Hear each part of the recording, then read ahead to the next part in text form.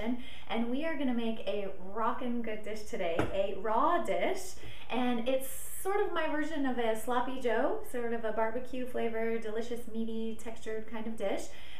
Of course, it is completely raw, it is completely vegan, and it is completely fabulous. This is my husband's favorite raw dish, at least quick dish that doesn't take hours to prepare, and it's not a fancy schmancy meal we might do when we're you know, entertaining guests or something. So this is a great everyday meal, super, super easy. Guys love this if they're just being introduced to raw foods. We're gonna add a clove of garlic to our food processor. We're gonna take a carrot. This is very complicated cooking here, let me tell you. And to the carrot and garlic, we're gonna add a stalk of celery. Celery is a nasty, dirty vegetable if you don't buy the organic version. It's on the dirty dozen. It's just, you know, very pesticide-rich food, so make sure you buy organic celery, okay? Organic everything if you can swing it. I know sometimes that can get a little tough, price-wise. So definitely spring for the organic celery. We're gonna add 2 green onions. Now we want the whole thing, so we're gonna cut off just the root. And we're gonna see if any of these tips are a little scraggly. This looks really good, actually. And I'm going to leave the green part in big pieces, but I'm gonna cut the white part in a little bit smaller pieces so we make sure that that gets broken up real evenly, real well. We want a nice oniony flavor in there. We're gonna leave the roots and the stalks over here for the chickens. All right, and we've got that in there. Now these are much firmer than everything else that we're adding, so we're just gonna give this a little zip before we add the nuts, and that'll be the base of the pate, okay? Let's see here.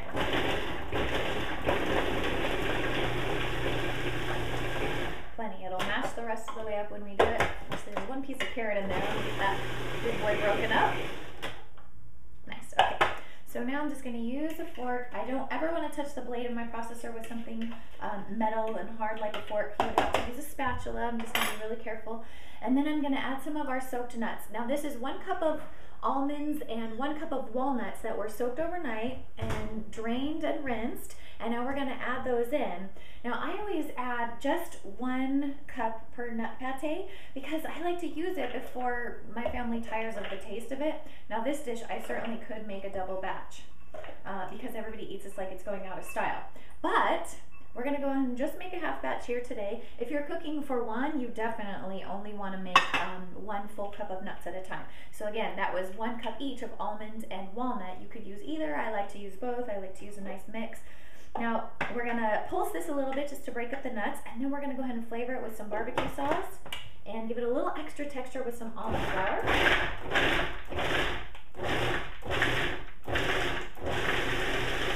Great. Okay, so what I did was I pulsed that until my nuts were, actually let me just pull one out of here and show you. You know, there's no chunks that are no bigger than like 1/4 of an inch in there, and that's about right. So we're gonna go ahead and add a tablespoon of the flour. Now you're gonna have to play with this and see how much exactly you need. I love barbecue sauce flavor. Now people might say, well, barbecue sauce, it's not all the way raw, it's not this, and maybe it has molasses, maybe this, maybe that. I started with a base of Annie's Organic, and I think it has way too much celery salt, so I used a little bit of maple in there, and I used some cayenne and some onion powder, some organic garlic. Just I always kind of make my, you know, doctor my own sauce. But if you have a favorite sauce, use it. Now maybe that's not 100% raw, but what great transition food. You do want to take a look at the label though and make sure that it doesn't have high fructose corn syrup, or any kind of corn syrup for that matter. Or of course you can make your own. Barbecue sauce is not terribly difficult to make. So I'm gonna go ahead and pulse this up to mix in the flour, mix in the barbecue sauce. I'm gonna taste it and see if it needs more, or you know, maybe I went a little bit too overboard on the flavor. I could always add in a little more nuts or a little more vegetables. So let's go ahead and pulse it. I'm gonna knock the edges down here with my fork.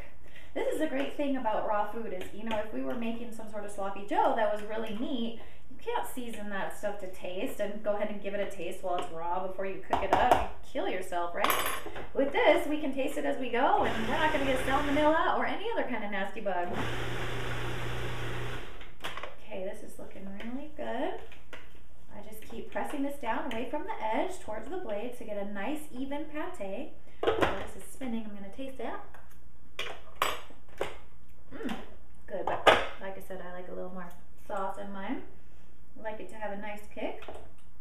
Now, what could happen if you add a little bit too much sauce, it could get a little too soggy, something like you wouldn't even be spreading on a sandwich or anything like that. That's fine. You can add a little bit of flour, or like I said, you can always add more nuts or more of your vegetables. You can't mess it up. It's too easy.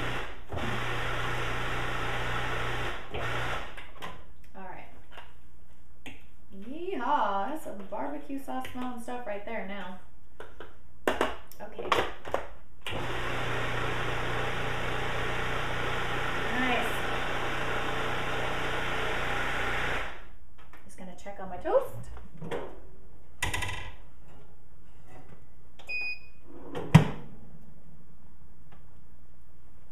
Okay, now I have some flourless Dave's Killer bread. Great stuff, made from sprouted grains. We're gonna use that as the base of our sandwich. Again, that means that this meal is obviously not completely raw, but I think something like an Ezekiel 4-9 bread, which is a sprouted grain bread, or a Dave's Killer flourless that's made from sprouted grain, any of those things are great crossover foods. So if you're not making your own raw breads and crackers quite yet, don't worry about it. Think of all the good that you're doing for your body by eating this vegetable and nut pate. If you're having one slice of bread, you're not killing it. You're doing a great job of crossing over. Relax, have a good time. Raw food's supposed to be fun, not elitist in my opinion. So let's go ahead and give this a try and see where we're at. Heavenly. All right, so let's get this out of our way. I'm going to get some nice tomato on our sandwich and some lettuce. We'll set this out of our way too. All right, so again, we have a nice base here. We've started with a flourless bread. Now, we're going to use the top piece of bread. We're just going to use a piece of lettuce instead. So right there, that cuts down half the bread intake you would normally have when you ate a sandwich. We're going to go ahead and put the nut pate on there, and then we're going to top it with some avocado and some tomato. So let's go ahead and get the pate on there. Put this right on here. Now you'll see how much we have left over when we make this dish. I just keep this in the fridge, and if anybody's hungry and I'm not around, or they just want to make dinner without me, which I love, go ahead and make dinner for me anytime, guys. Then this is just ready to rock. It's super, super easy. Okay, so now I piled the pate on the sandwich there. We're going to move this out of your way so we can see what I'm doing. Not that slicing a tomato is rocket science, but I do have this shun knife that I love that just cuts right through even tomatoes. This is my all-purpose favorite knife. I love this thing. I have a link to it on the site in case you need a recommendation and you don't have one that you love. But Shun has this designer Ken Onion that makes this great curvy shaped handle, curved shaped blade here. I shouldn't be holding it like that, I'm sure. I just love it. And then we're going to top it with some avocado too. So let's go ahead and slice the avocado in here.